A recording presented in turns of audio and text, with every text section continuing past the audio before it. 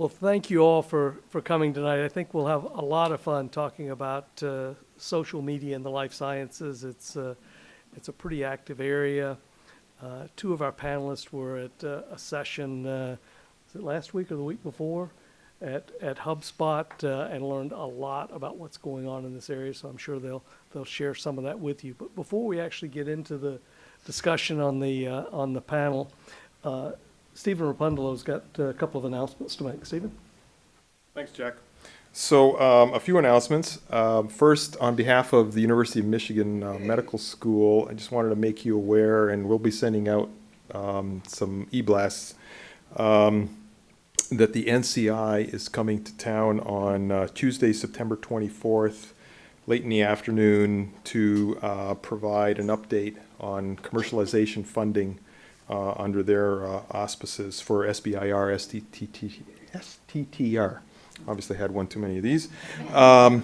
So look for the e-blast of that. I think you can also probably find it if you go on UM's website and Google that. But the NCI commercialization funding for SBIR and STTR, Tuesday, September 24th, 4 o'clock to 6:30ish at the North Campus Research Complex, the old Pfizer facility. From Mish Bio, next week, the CEO Leaders Club, the next event, we are hosting the relatively new, less than a year old CEO of Stryker. Kevin Lobo is a great guy, and I think it's going to be a really great opportunity for folks to meet him in person. And then next month, October 15th, 16th, is our annual expo and conference. This year we're back in Kalamazoo. We've got an exciting lineup of certainly keynote speakers. We've got Mike Carusi from ATV Capital, an industry leader in the medical device space and the VC. We've got Stelios Papadopoulos. If you don't know who that is, then you guys have been sleeping for the last 30 years. He has been named, among other things, one of the top 100 biotech leaders, past, present, and future. Former chairman of Pincus, Warburg Pincus, and serial entrepreneur, currently on the board of Excelsis, founder of Regeneron. I mean, just a whole host. This guy is incredible. And then lastly, we just got confirmed the other day that for our bioindustry town hall, Senator Stabenow is going to be there, and I will be interviewing her about all the stuff going on in Washington that pertains to our industry. And there's no shortage of those kinds of issues that obviously impact your company's bottom lines, believe it or not. So we hope that you'll come and visit us in Kalamazoo for those 2 days. We got an awesome set of facilities tours like Stryker and CalSec and a few others. Go to our website and you'll find it all there. So that's it. Thanks. One other announcement before we get started with the program, and that is I think we've got some people from Terumo here. And those of you that don't know, Terumo did a layoff very recently, and these folks are looking for jobs in the life sciences. So if those are from Terumo, could raise their hand or stand up. If you guys can sort of find them after the meeting, it would be great. Because one of the things we really want to do is keep people in the life sciences in Ann Arbor, and the way we do that is to network with them when things like this happen. So please take some time to do that. Thanks for coming. So tonight we've got three very distinguished panelists in the area of social media and the life sciences and social media in general.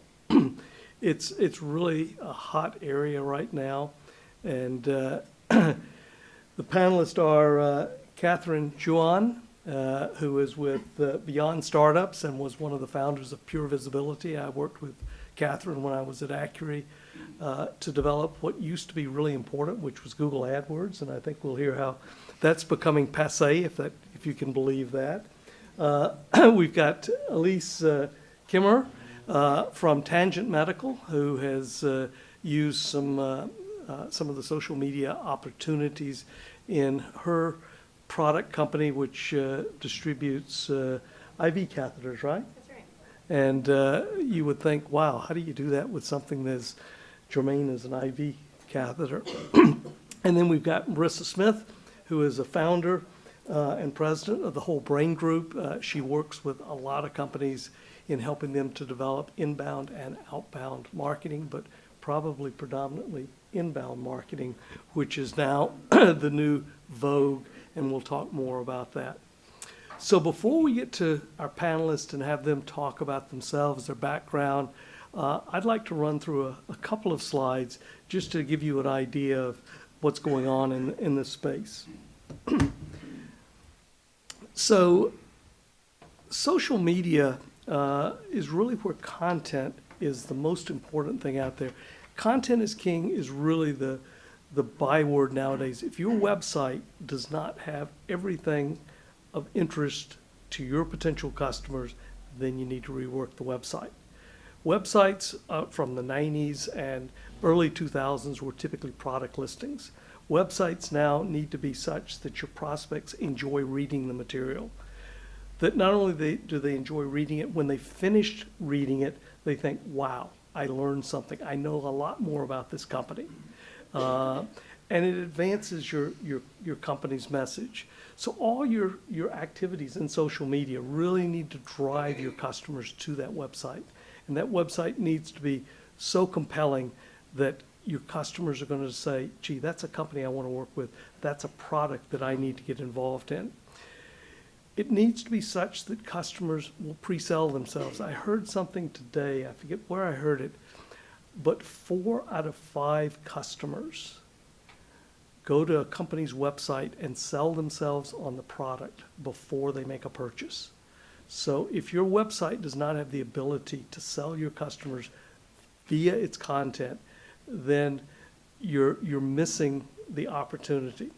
And as I make a point out in the last bullet, customers that self-identify are probably somewhere between 70 and 80% sold on your website or on your company from your website before they contact you. And do you know what I mean when I say and vice versa? 70 to 80% are not sold on you if your website is not really, really good, which means you will never hear from them. So again, coming back, content is king. Just to give you an idea of some of the things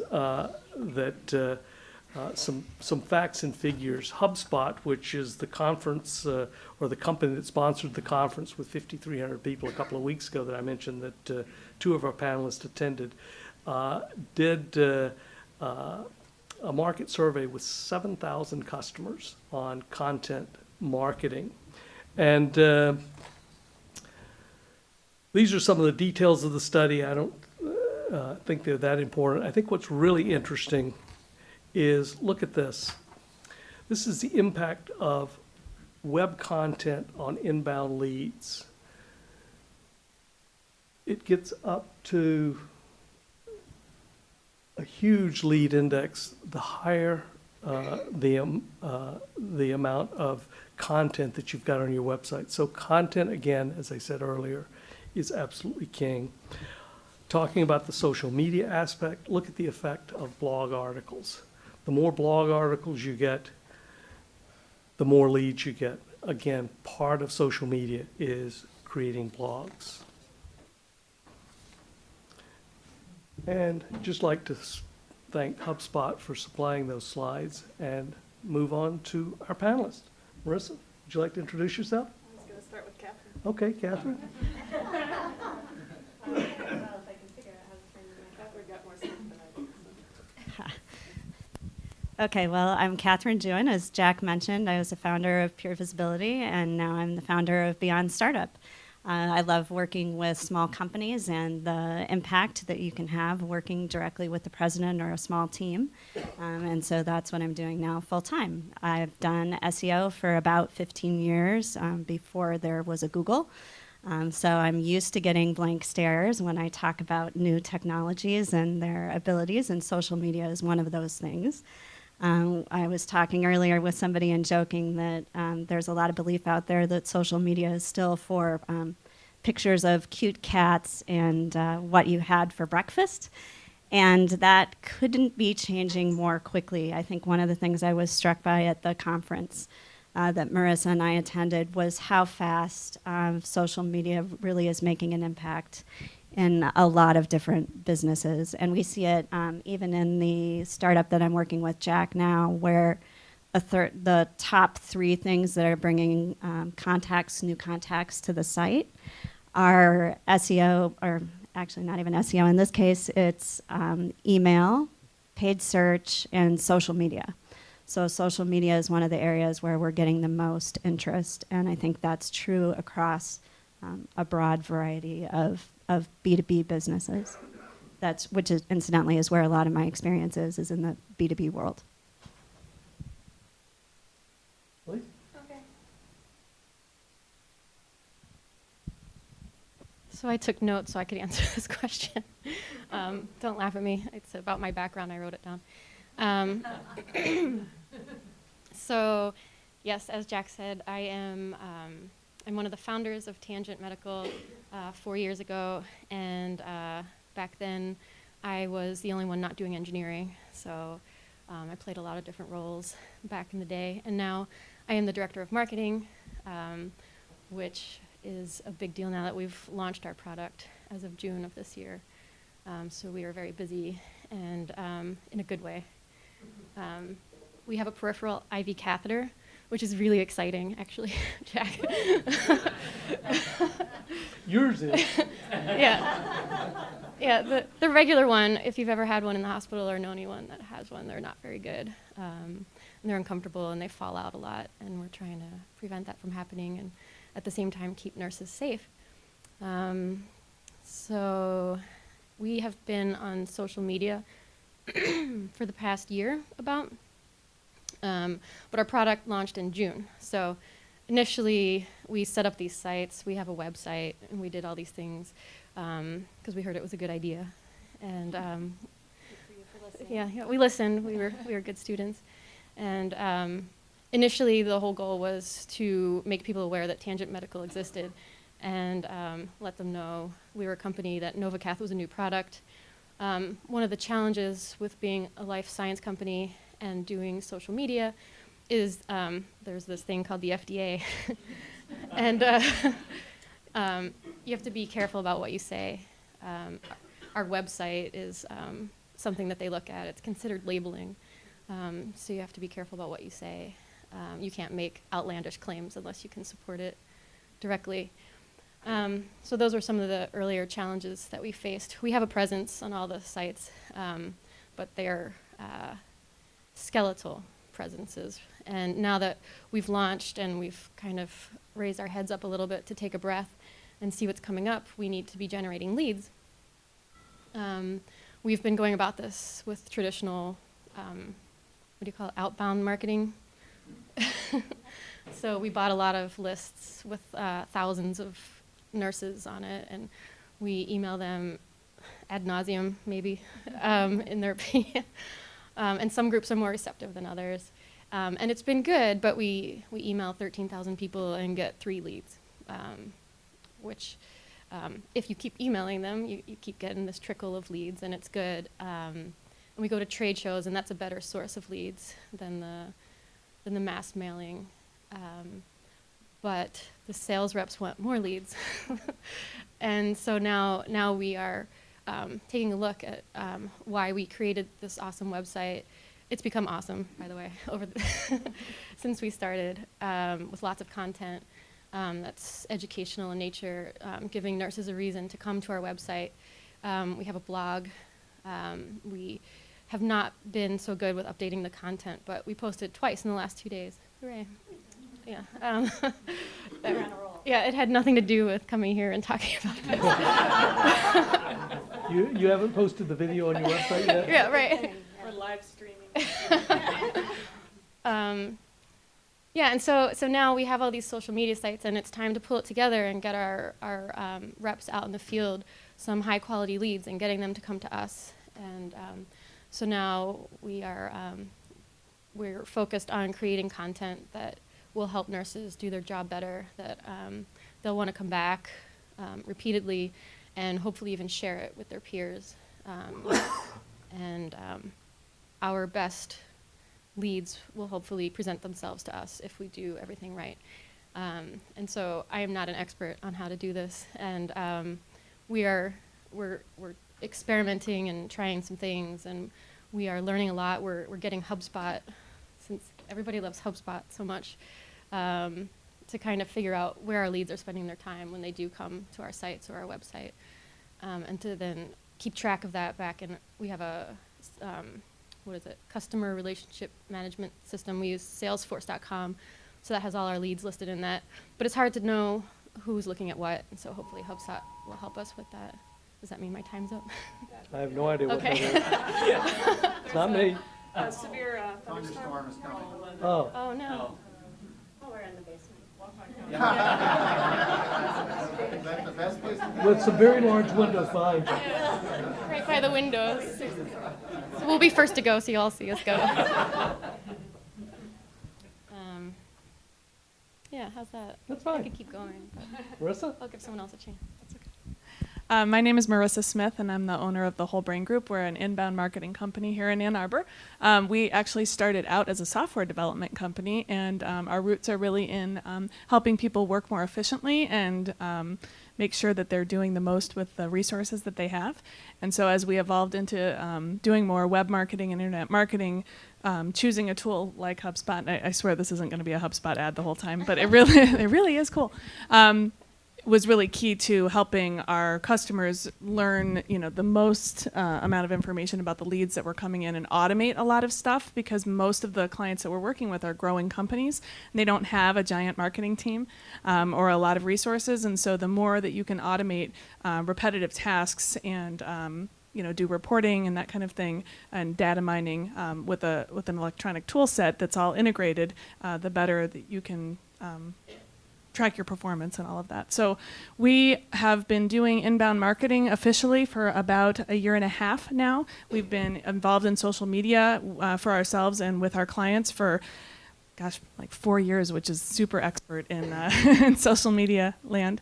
And so we work a lot with companies on how to, really on the strategy part of it first. The most interesting thing is a lot of times people come in and they just kind of have, they just dive right in, and they don't really know why they're doing what they're doing. They're not sure, they'll set up a Twitter account and then say, okay, now what? What do I tweet about? And when you're a business, it's not what you had for breakfast. It could be, I suppose. But really working with people to figure out what their target audience is, who their ideal customer is, what kind of information those people are looking for, what information do you have that they want, and how do you convey that information so that you can position yourself as a thought leader in your industry. So people who are in a niche market like IV catheters and things like that are in a great space, because there aren't a lot of people competing for that that space, but at the same time, you are usually a pioneer, and you're having to tell people about something that nobody knows anything about, or you're trying to convince them to change completely the way they've been doing things. So there's a lot of education that has to happen in order to really generate leads. And so that's something that, content marketing is really fantastic for. So, but you need to have a strategy behind that. You need to think through all of these different pieces, how they're going to work together. And the other piece of it is that when you're a smaller company, you can't just pull the trigger and go get all of this done in 3 weeks, even when you're a large company in particular, because you move so slowly. That can't happen. So you need to have a phased approach to it, and that's really an important thing, is figuring out how to prioritize what you're doing, what's going to have the most impact, how you're going to track it so you can figure out what to keep doing and what to stop doing. And so all of those different pieces are kind of what go into the strategy portion, and then you have to go ahead and execute it as well. So that's what we help people do. Good. Catherine, I think at the meeting you were both at, there were some interesting comments from Seth Gooden, who is one of my favorite business authors, who wrote The Purple Cow and The Dip and various other things. What was his sort of view, either one of you? In general, it was that the world is changing as quickly or as significantly, he said, as when we got the internet.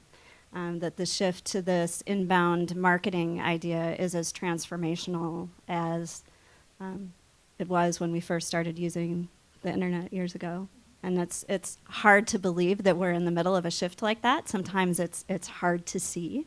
But consumers are just plain tired of being marketed to. And they've developed great radar for tuning out all of our marketing messages. They don't want to hear it. They don't want to be sold to. They've had it. They want to get the information that they need on their terms. And that's where this content marketing idea really takes hold, that we're creating and giving them the information that they need to come to their own conclusions about what they want to buy. And scientists in particular are very much into making the decisions themselves. So it's even more important in the case when you're in a biotech company trying to work with scientists, that you've got that in mind, that you're helping them be, as one of the speakers put it, she said, you want to make your customers badass. So the idea is to give them what they need to do their jobs really well and help them be a badass. I guess the only other thing I would add to that, too, is that in terms of content marketing and inbound marketing and scientists, that you mentioned the word experiment. There is a whole lot of experimentation that goes on. There is no one right way to do this. There's certainly best practices, and there are things that we know. Don't say buy this, buy this, buy this, buy this, buy this in your tweets. We do know certain things like that.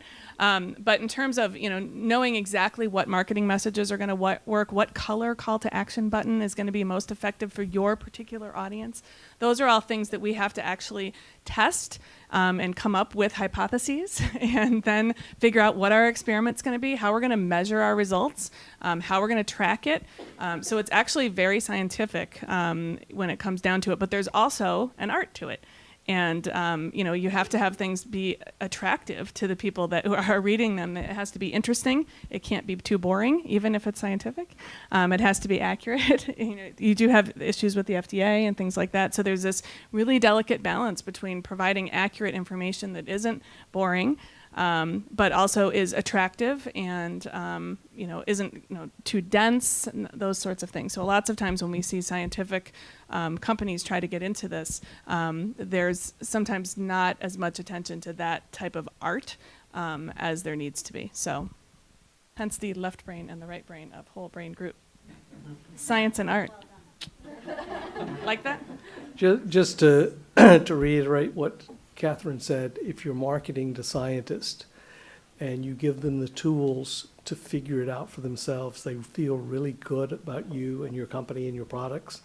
If you don't give them those tools, they will find a company that will. So it really is critical, if you're marketing to life scientists, that you give them the capabilities to figure it out for themselves. It gives them a nice feeling. And the last thing a scientist wants to do is to call a company and ask a dumb question. And so think about that when you're doing your marketing. We talk a bit about the outbound marketing and what's going on there. How many of you have a Gmail account? Okay. Have you noticed anything recently that Gmail has done to help you sort through some of the trash that comes into your inbox? They've not. It didn't help. It helped me. It helped me tremendously because I go to the promotions tab and I go click, click, click, click, click, click, delete.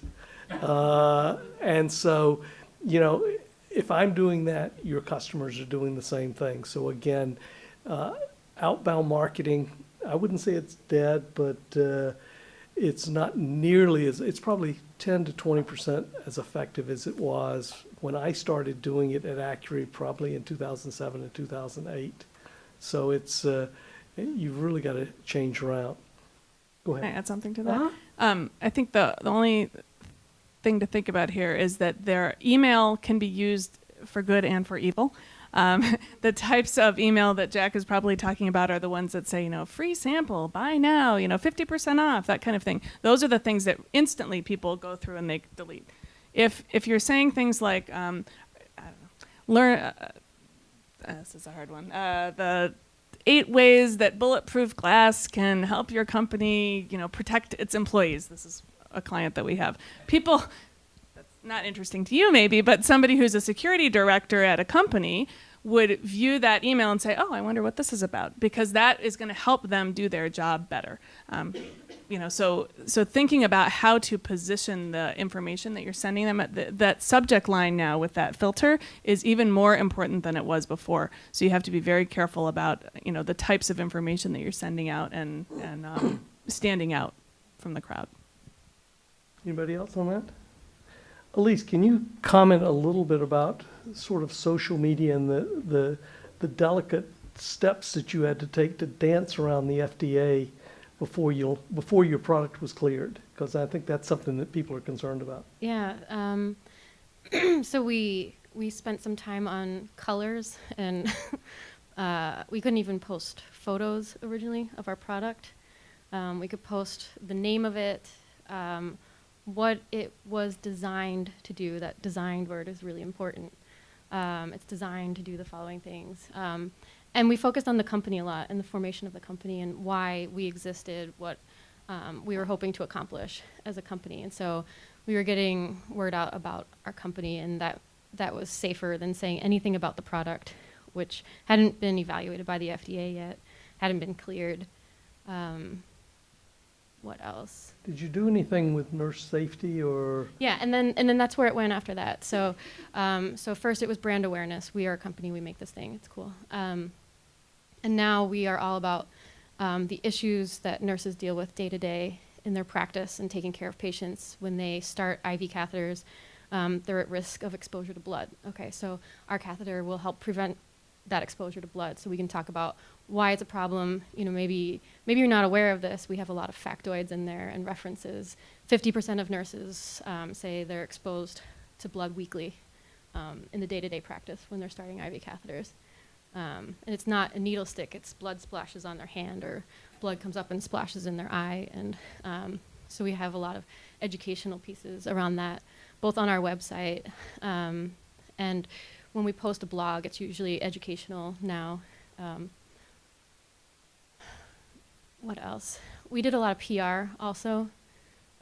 We submitted for a lot of innovative company awards and spent a lot of time focusing on that so we could beef up the company story at the same time that we were building content around the education of nurses. Okay. And what you did was really smart too, because that's the exact, when you can't talk about your product, that's the perfect time to think about, well, gosh, how am I still going to start to build a community of people who will care about what we are doing once we get to talk about it, right? And so if that community is nurses, you have to think about what is a typical nurse? What's this ideal customer profile of a nurse? What types of challenges is she or he faced with every day? And how are we going to be able to help? But there might be things that you can talk about that have absolutely nothing to do with catheters too. And or IV catheters, which I know is different, and may just be about in general, work-life balance, or how to further your education, all kinds of stuff that have to do with just the daily challenges of being a nurse. And if you start to build yourself up as somebody who really gets those people and gets what they're struggling with, then you're not going to come off as salesy when it's time to finally say, we have the solution too. And the reason we created it is because we wanted to solve a problem, but we really care about the problems that you have and we want to help you solve them. So it's got a little bit more of a warm, fuzzy feel to it than a salesy feel to it. And as Catherine stated before, buyers are much more sophisticated than they were before. They can get as much as information as they want and by doing research, and you need to build trust with people, and that's the best way to do it, is to show that you really care and that you want to educate them. Good. Yes. Hi, so I'm a BioArbor newbie and a scientist who's not afraid to ask the dumb questions. Go for it. Could someone give a quick definition of inbound marketing and outbound marketing? Marissa? I get elected to do that one. So outbound marketing would be typically your traditional, I guess, billboards, direct mail, that sort of thing, where you're talking to people, and usually you don't know if those people give a Right. whatever, a hoot, thank you, a hoot or not, because you've bought a list, you can maybe profile them, but you don't really know if they're engaged with what it is that you're trying to accomplish. Inbound marketing, the idea there is that you're going to put out content that is designed to attract the people who you want to do business with, who are going to benefit from your product or service. And so that it's very important that you do things like personas and customer profiles and think about those challenges that they're faced with and think of good content ideas that will help educate them. So inbound marketing, though, is a combination of creating that content, and then kind of the plumbing that goes underneath is how you're going to collect the information from the people that you attract. So you want to convert those people. If they're just anonymous to you, that doesn't really help you, right? So you want to figure out how to get them to give you their contact information. And typically that involves turning some of your content into some kind of downloadable piece, like an ebook or a checklist or an infographic, or maybe it's a webinar that you can get people to register for, or a sample that they can request so that you can send it to them. So you want to think of ways that you can take this content and package it up in a way that people find it valuable, and then they will exchange their contact information. And then once you have that contact information, you can nurture the relationship with them by sending them additional content.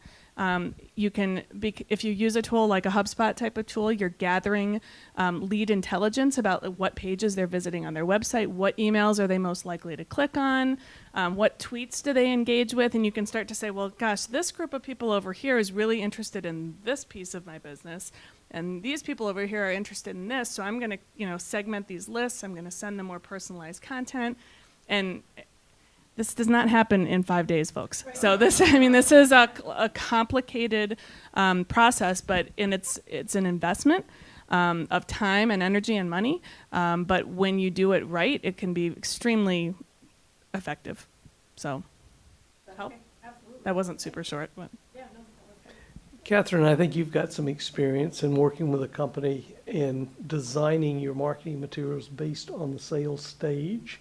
And one of the critical things that you want to do if you're developing your content marketing is do what's appropriate for the customer at that stage. And what's appropriate for a customer that doesn't know you and has never heard of you is very different from a customer that has requested a sample from your company. You want to speak to that? Sure, yeah. In HubSpot speak, we talk about them as top of the funnel, middle of the funnel, and bottom of the funnel. So people at the top of the funnel have maybe done not even a hand raiser yet. They're just learning about your company, so they need very high-level information. By the time they're at the middle of the funnel, they're curious, they're researching. That's where you're going to give them white papers and the types of downloadable content that Marissa was talking about earlier. At the bottom of the funnel, that's where you've got the opportunity to sell, where maybe they're requesting a sample. They might want a sales call, something along those lines. And tailoring the content to each one of those levels is really important. Otherwise, it basically just bounces off. So in AdWords, we do this a lot, where you're paying to bring somebody in every time they click. So you want to make sure that you're getting those prospects to convert, as Marissa was talking about. So the best way to do that is to use keywords and phrases and content that's very specifically matched to where they're at the stage of the funnel. And certainly different types of marketing work better at different stages of the funnel too. And in particular, I think for the life sciences, one of the things that's really great about social media is you can get people at the very top of the funnel. So where we're seeing some of our best experience with social media is in LinkedIn, where we can post things in existing LinkedIn forums. You can also create your own, and that's something we're thinking about. But you can take advantage of forums that are already out there, where there are already scientists in your particular field, having conversations, and join the conversation, answer questions, contribute. It's not a good place to post, we've got a sale today, but it's a great place to, be out there connecting with your audience. And we see a steady stream of new contacts coming through the more groups we participate in online. Anybody, any other comments? I guess the only thing I would say, add to that with regard to sales material and the stage of the funnel is that it's very important to engage your sales team in the creation of this material. Don't just go off and create marketing material without really understanding what types of questions your salespeople typically field from prospects. Creating that kind of marketing collateral that can be good for lead generation and for helping your sales team close the deal. You're getting a twofer with that, and it'll be just more effective overall if you're involving the sales folks. So in small companies, sometimes the salespeople and the marketing people, that is with the same person, and it may also be the person who started the company and who is emptying the trash at night. Have a conversation with yourself and put on your sales hat and think about, okay, when I was talking to people about my product and was trying to sell it, what types of questions did I hear from them? And then go create some marketing material that helps answer those questions versus just saying feature benefit. IV catheter is the smallest and lightest and cheapest and da-da. People don't care about that at the top of the funnel yet. They care about it when they're about to make a decision and when they're comparing you potentially to somebody else. But at the very top of the funnel, they want to be educated and they want their questions answered ultimately. So make sure that those two sets or two halves of your personality are talking to one another. It's extremely important. Okay, let's open it up for questions. Yes. Hi there, my name is Deborah Saunders, and I work for a company in Plymouth. We're called Delphinus Medical Technologies, and we are in development of a new ultrasound technology for breast imaging, and we currently are doing studies at Common. The question for me, to the panel, is relative to content on our website. We are not yet FDA cleared. And so I've just been here for 3 months, and so we're now in our rebranding. We're in a rebranding mode right now. That's why I have joined the company as one aspect of it. I wear a dual hat. I'm marketing, plus I will be sales. I'm not sales yet. And so looking at the website, I guess the question would be regarding content. Sometimes it can be quite long, almost like a business plan. I mean, it could just be, as a young company, it can be somewhat onerous to the reader. So what is the balance between that which will spark interest versus just a tome that can be just too much? Sure. I'd start with a teaser. I think HubSpot's recommendation is about 400 words or something along that line for a blog post. And the blog post can be a lead-in to a download. So the download can be your tome. If you've got a big white paper or a business plan or some other piece of information that you want to share that's a lot weightier. But finding the pieces, so this is a great way to generate content, actually. If you've got something that's weighty like that, you can think about, okay, what are the salient points in here that I want to emphasize, and break those into bunches of different blog posts and have all of those blog posts pointing back to download this valuable piece of information. So you've got a great start there with content, it sounds like. The other question I might have is that there's me, myself, and I. So relative to many, many things that I have to do, keeping up on social media and those types of things. I mean, it's difficult for one individual. It sounds the same, those can be a challenge. So any recommendations there? Because I have to do a lot of things, and it's difficult to stay current. It's very, very important that everything be current. Yes, hire students. Be careful with that, though. I mean, particularly if you've got FDA concerns, you can get in deep trouble. So be careful with that. But using scheduling tools, oversight. But scheduling tools too, so that you say on Monday I'm going to set up my tweets or posts for the week. Again, you got to be careful with that sometimes, because if you're trying to newsjack or comment on trending topics, you don't want to be always a week behind on that. But if you're scheduling it, we've got these 5 blog posts, I can schedule them to post, then I'm going to schedule out these tweets that will help promote those. You can plan out a lot of those things. You can generate a content calendar and think, do that. What Catherine mentioned of slicing and dicing things too. Sometimes, if you've got a blog post, you can repurpose it as something else, and think of different ways that you can position the same piece of content. But I would say scheduling tools are a key thing, and just block out that time and make a recipe card for yourself, that you will feel okay about yourself if, you have updated the LinkedIn page once this week, and that you have scheduled 2 blog posts and you've tweeted 4 times that day, and whatever it is. If you have that recipe card and you kind of don't feel that, because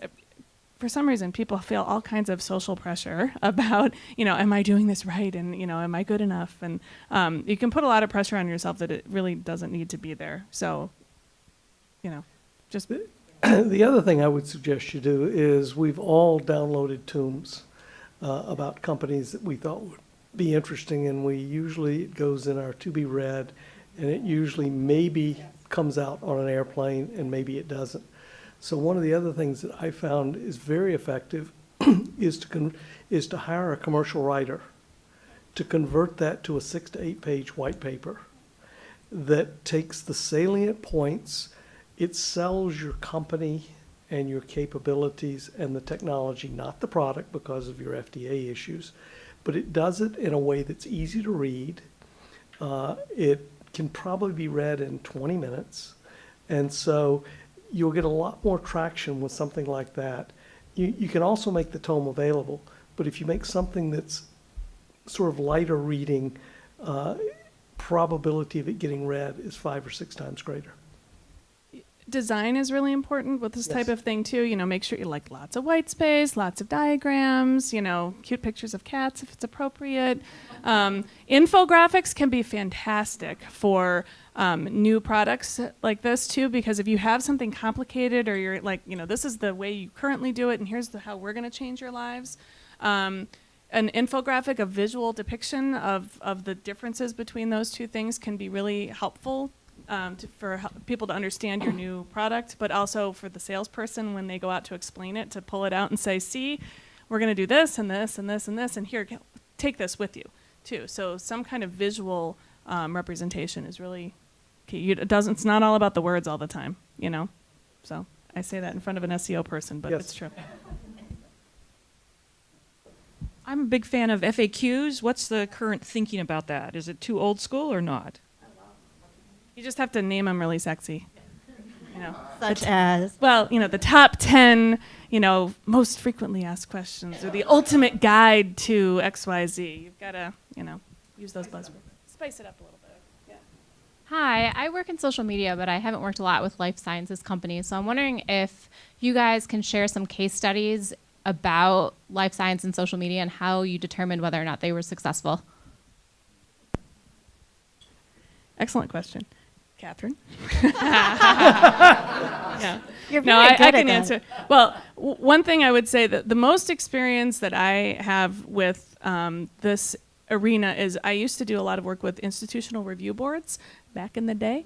And there was a lot around subject recruitment and what you can do with or without IRB approval.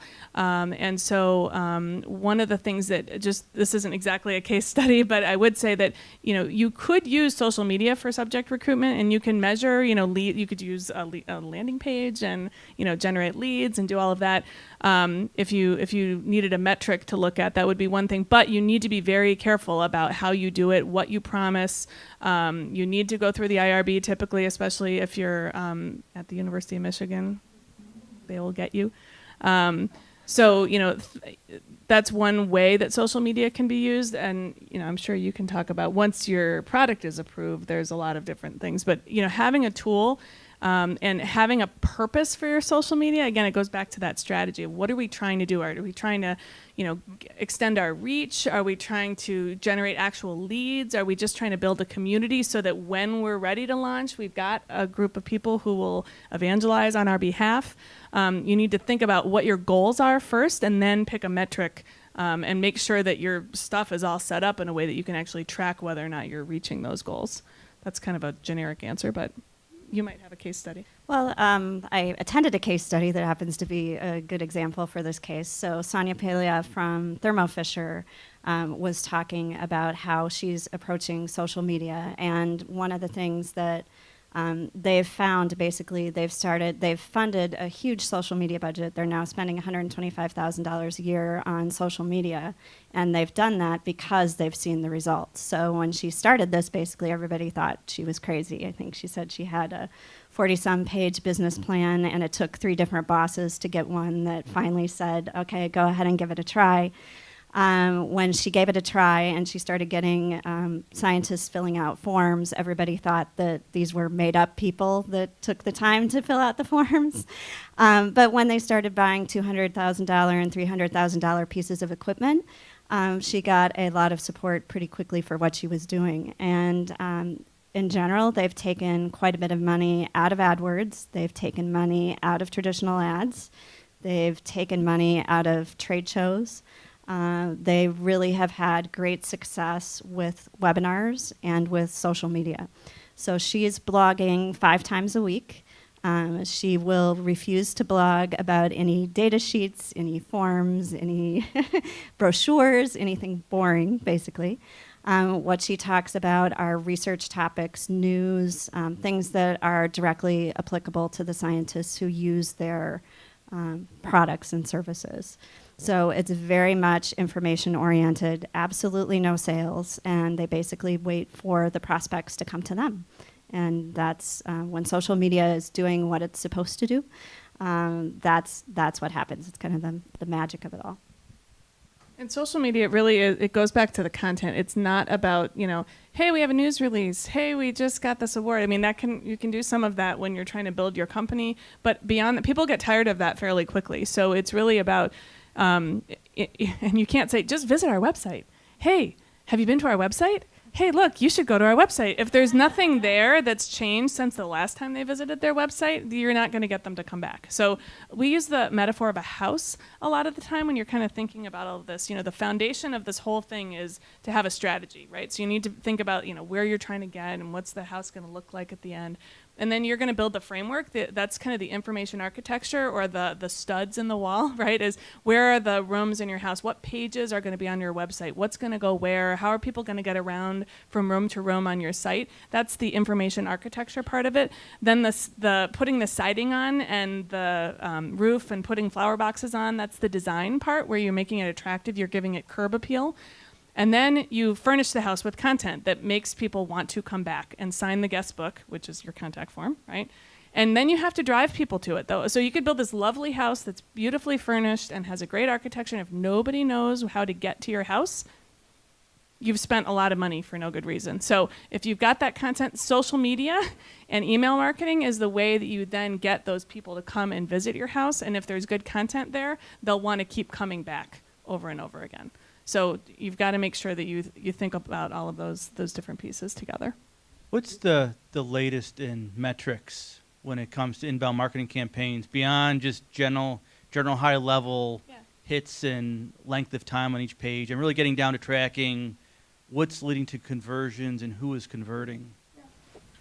Well, I mean, we look at all of the different, like you said, the general, how many people have been to the website by source, but then how many people have filled out a contact form as a result of that. So what Catherine mentioned is, she can actually tell who filled out a contact form and what page they filled out and how they found out about the site to begin with. It went all the way back to a LinkedIn post that the president put in a group, 3 weeks ago, and that somebody read it, clicked on it, went to the website, downloaded an ebook, and then filled out a bottom of the funnel form. With a tool, with some of these newer tools, you can actually trace all the way back to that. So, looking at the number of contacts you're generating from each source, the conversion rate, so how many people overall are viewing versus how many people are actually filling out the form. If you have 5,000 people look at it and only 5 people fill it out, that's kind of sad. So, you want to work on getting more people to convert on those forms. There's reach metrics. We have scorecards that are 2 or 3 pages long that we present to our customers every month. So if you want to track it, you can track it. And the most important thing though is how many sales are you generating? So once you're later on in the funnel, somebody mentioned this back there, you want to make sure that you can say we sold $200,000 worth of stuff, and it originated all the way back here, over here on pay-per-click or because of social media or whatever. So if you're not connecting your marketing with your customer relationship management system where you're tracking leads and opportunities and all of that, then you're not going to be able to prove your return on your investment. And the people who are paying, you know, if you have investors or something like that, they're going to want to know, you know, we spent all this money on marketing. Is it actually resulting in sales? Or if you're the marketing director, we just spent $5,000 on pay-per-click this month. Did we get any actual sales as a result of that? So you want to try to connect all of those things together. Yeah, I have a question right here. My name is Drew Herdig. I'm actually new to the area. Very interested in social media marketing, especially because of all the regulations and the strategy involved with getting your message out legally. Basically, I'm really interested in the user. They may not be an influencer or a buyer, but I think they're an integral part of the whole sales process. And so I'm wondering, how would you manage, say, a user, especially in a situation where it's adverse reporting in a Twitter or Facebook setting? I mean, how do you manage some users that might be your biggest advocate or your biggest enemy, and how do you exercise control over people like that use your company, but you really can't? You want to maintain transparency, but you don't want to. I'm sure that comes up a lot. Have you had anybody complain about anything yet? Now that you've shipped? No. No, Yay! no That's complaints. good. No complaints. I mean, we just started though, so there's no sales either. It's customer service is really what it boils down to. You know, no matter what product or service, if you've got somebody who's unhappy and you can publicly help resolve that complaint, you'll actually usually create even more fans because you resolved it instead of just ignoring it is not the way to go typically. Address it, call it out, say, gosh, I'm really sorry you had that experience. What can we do to help? Can I give you a call? I'd love to hear more. If people see that kind of interaction going on, and sometimes when people get, if they really are out of hand, you can say, let's take this offline, let me give you a call, and then you do get kind of the flame war. You just splash a little water on it. But it's basic customer service is what it boils down to. And, it goes back to how are you going to handle that stuff moving forward? So I think, though, part of it is, what if they have side effects or something like that, or an adverse reaction where you're not in the position to actually, as a marketer, you don't have... Oh, yeah. I think that's you don't want to be giving medical advice. right. I would do that. Policies. Really constrained in that matter because if they get any input with regards to an adverse reaction, they have to report to the FDA. They're very constrained with how they can respond to any of these comments. They don't allow these blogs that allow responses because of the liability law. Right. Anything So commenting on blogs has to include fair balance in terms of the good, the bad, the ugly. So they're really constrained as far as how they can have that two-way interaction.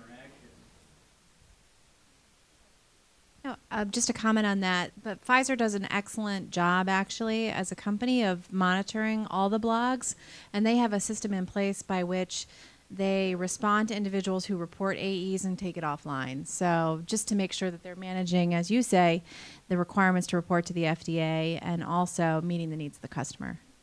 So having a process and a policy in place, just like anything else. Yeah, most companies now seem to have a social media policy specifically because of this. Right. I have a software technology with a huge range of potential applications. If I were to write a blog, my question is, should I have kind of a very specific targeted message or more like a shotgun message to see, what the best applications might be? So how specific, how broad might messages be in that context? I feel like I've been talking a lot, so I was going to let somebody else. I'm not an expert, but try it out and see what works would be my recommendation. But I'll let an expert answer it too. That's very true. I mean, that's the beauty of online marketing is that you can experiment and see what sticks. The challenge of having a diffuse message is getting enough people to see it to really know what's going to stick. So if it's a particularly competitive space, you may not get enough visibility to get people there. And so then you have a different problem. You have not that it didn't resonate, but that you didn't get the visibility to find out if it was going to resonate. So that would be one factor, is understanding how competitive the particular terms you are going after. And there's the issue of establishing expertise in one thing versus being, the master of none. So, it really depends on what you're trying to accomplish. If you're trying to establish yourself as an expert in a particular industry, there's all kinds of topics in that, around that you can blog about.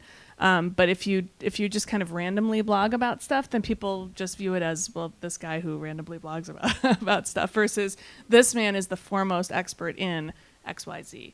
And, ultimately, expertise is what typically will get people to be attracted to you. We've been hearing a lot of great stuff tonight about how to do all that, or about what to do. And can we talk a little bit more about how to do it? For example, specifically, the top of the funnel, and perhaps managing all that with LinkedIn. If you have a couple hundred connections in LinkedIn, that sounds good, but it's kind of like, okay, I have a couple hundred connections. Now what do I do with them? So one of the things that the group I'm working with has done is paid attention to the relevant groups for their industry. So people basically self-identify now that you follow all these different groups in LinkedIn, and I'm amazed by how many are related to 3D cell culture and technology. I had no idea. So I think it probably in any space that you're in, you'll find that there's a wide variety of LinkedIn groups to join and to participate in. If there's not, that's even a bigger opportunity, because then you've got the opportunity to start a group and get the conversation going. And in that case, you're creating sort of an industry resource for your particular industry that happens to feature a product or service that you have every once in a while. But it's not so much the connections that you have as the groups that you participate in. So I wouldn't see that as a limiting factor. Right, and I like the idea of starting your own group, because we were really into LinkedIn for a while, and we had a chart of everybody in the company and which LinkedIn groups they were in, and we had a strategy of posting to LinkedIn groups, and then we started getting blocked from LinkedIn groups because they said we were spamming people. But if you start your own group and start building your own followers, then you won't block yourself, and I think that's a really good idea. Thank you. And they've kind of opted in, right? Opted in. Yeah, they've opted in. Yeah, we got blocked from a lot of groups. Well, and that goes back to the content and tone sometimes too, and what the, look at whether or not there are guidelines for the group that you're posting into, and make sure you don't violate them. Some of them are like, share whatever blog posts you have, and others are, we only want to have, scholarly discussions about. So you just need to be careful about that. Yeah, we tried to make them all educational, but it was just I don't know, they decided they didn't want to hear from us anymore. So. Yes. Could you give maybe the top 3 or 5 social media tools that you feel are helpful for marketing? I heard you mention LinkedIn a lot, but of course it's Facebook, Twitter, Instagram, blah. I mean, what do you think are some of the best places to think about marketing? Have you been using? So yeah, we use LinkedIn. We've had some contests on social media where we email everybody that we've gotten through trade shows and direct mailing, and send them to Facebook and get people we know to sign up for or to like our Facebook page. And then there are programs that can capture people's email addresses when they do go onto your Facebook page, and then that goes back into your database of contacts and leads. And we haven't used that nearly enough. We're going to be using that more going forward. But we got a lot of interest through having contests, and we gave away some iPads, and people got really excited about that. That worked really well. Let's see, Pinterest. Yeah, is something that a lot of our users tend to be on. Pinterest, LinkedIn, Twitter. Google Plus just listed us as one of 100 websites that nurses should be aware of. So I don't know how that happened, but it's a good thing. Yeah. So we'll be looking more at Google Plus, and I've read that that's more up and coming. At first, we wrote it off, or like Google Plus, whatever. Who cares? I don't want to spend time there, but it seems to be more important now. And YouTube could be good too. Yeah, we have a YouTube depending channel on too. what you're doing and where you are in your stage. Certainly, what's that? Oh, yeah. I mean. Yeah, I should videos mention like we that. have a lot of videos made by Russell Video there in the back. Thank you. Yay, Russell Video. And so that's a really good resource to have as well. A lot of it depends on if you're B2B or B2C. You know, if it's a drug and the ultimate end user is a person, you might be a person. Everybody's a person, right? A consumer. A consumer, then you may hang out more on different social networks than if you're trying to go after buyers at a hospital, for example. You know, so those are, again, that kind of goes back to the who's your ideal customer and where do they hang out. So being the SEO person, I have to jump in on the Google Plus piece.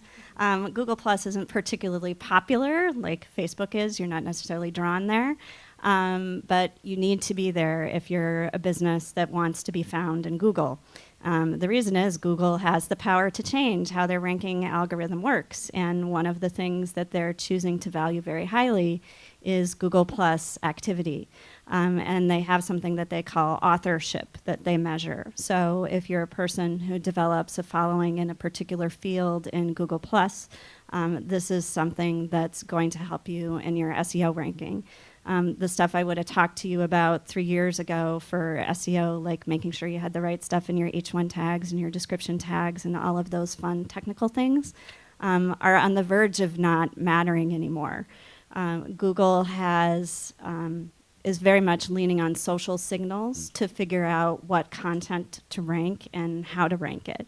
So it's more important every day to participate in social networks, if not just for the kinds of things we've talked about, like reaching your customers, for showing up and being relevant in the search results.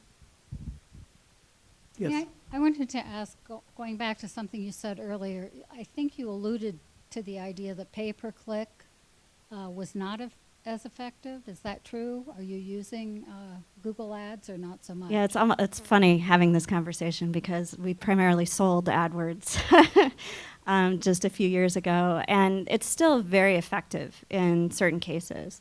What I've seen in some of the life sciences is that you tend to be, so if you're out there with a product that's brand new, people don't know to search for it.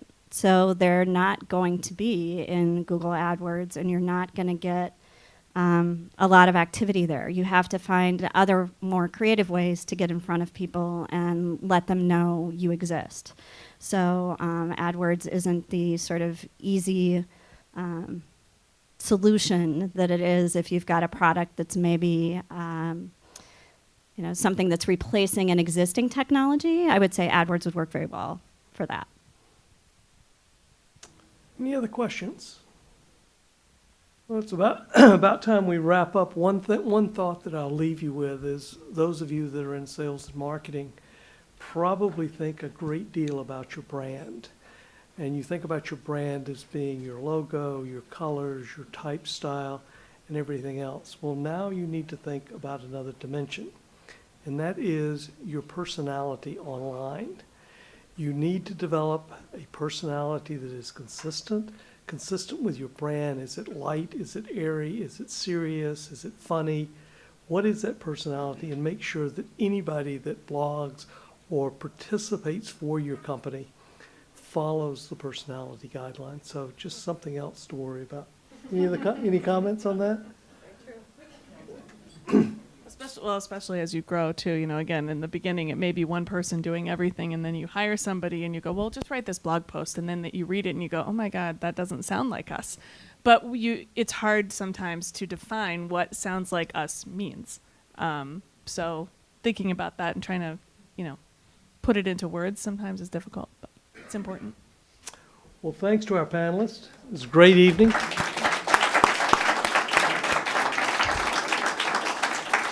And thanks to all of you for coming. It's good to meet you, and good evening. Thanks.